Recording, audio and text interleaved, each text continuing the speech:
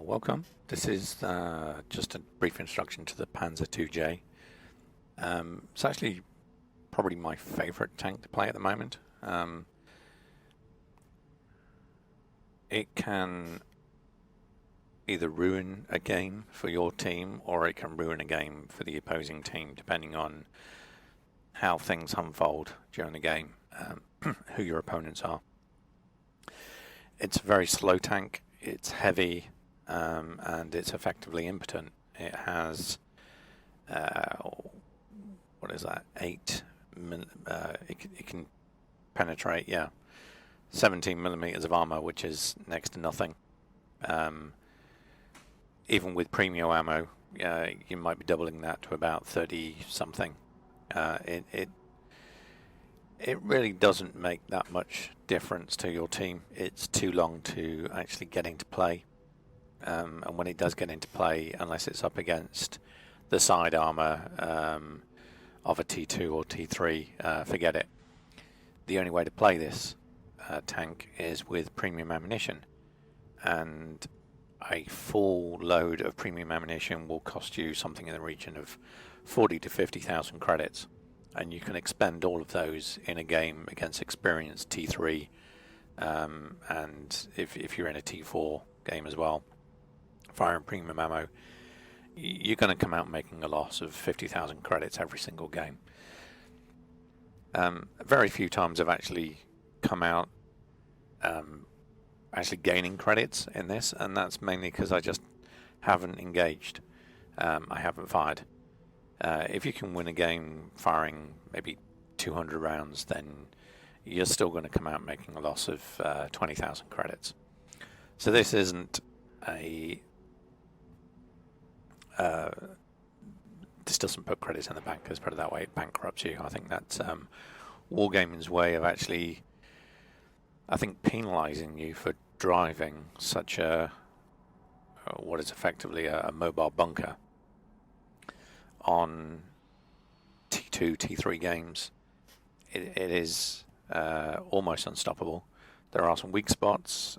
Pretty much these side hatches and driver hatches have reduced armor, and you can track it. I've actually had the fuel tank being damaged as well in a T2 game or a T3 game.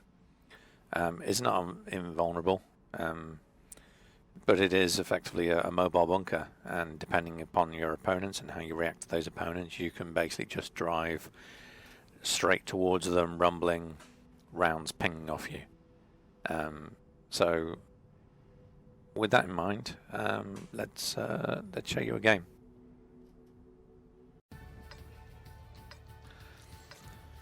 Okay, so this is a mitten guard quick game. Panzer II. It's early morning, first game of the day, just trying to stretch my legs. Can't remember how it plays out. I know we win. Let's take a look. Okay, so somebody with good view spotted all of those. T1 trying to push past me. And normally I circle to the left or to the right. This is the first time that I've actually tried to play the town. So this is all new to me. I'm not entirely sure where anything is.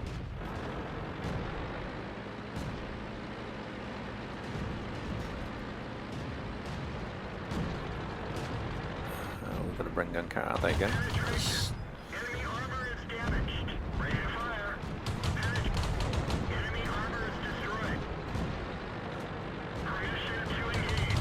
Okay, using,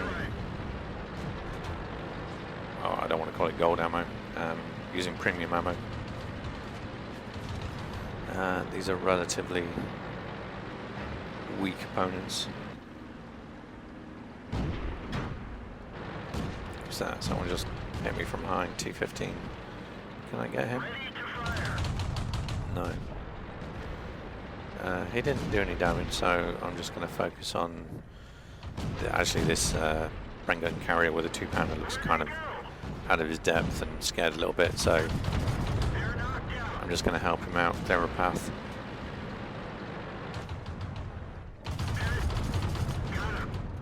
Now both of these are not looking at their maps. They should see that there was a Panzer IIJ looking around the corner. I suppose you can expect that at the lower level tier games. But still, map awareness is something that you'll pick up soon enough. Now this 2-pounder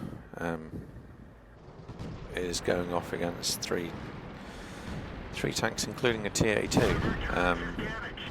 Should we cap? Should we go helping? There's 3 of us in the circle. There's only 25 seconds left.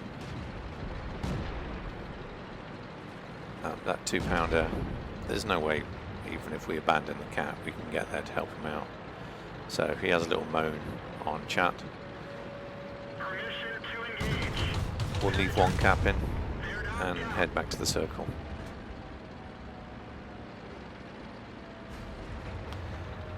Chiha, now even with premium ammo, that Chiha, if he keeps himself angled towards me, I can't hurt him. There's nothing more frustrating than being a Panzer IIJ up against something you can't penetrate. But as there were 2 of us there, I think there were 2 of us, yeah, there was D2 backing me up. He should have focused on me.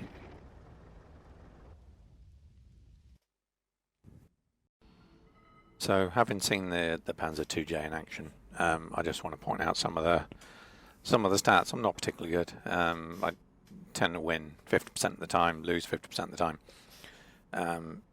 When you're playing T3, T4, you're pretty much going to lose. It's just, you can't even run away, you're so slow. So the idea with this is just to adapt to the game and make the best of it.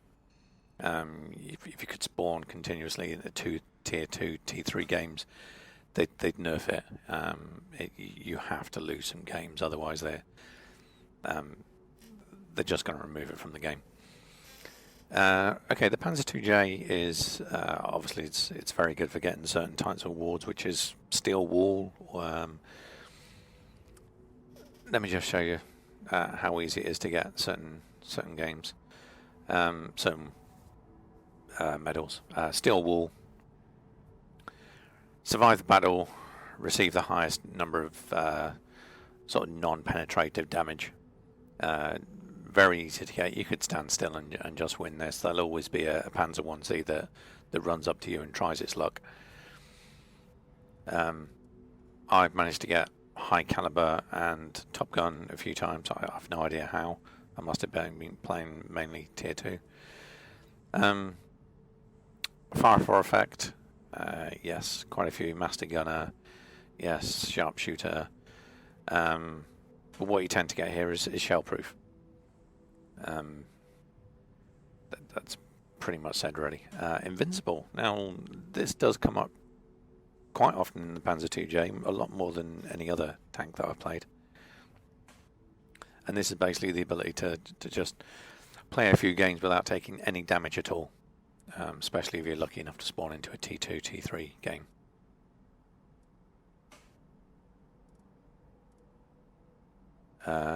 Kolobanov's medal, how do you pronounce that? Kolobanov.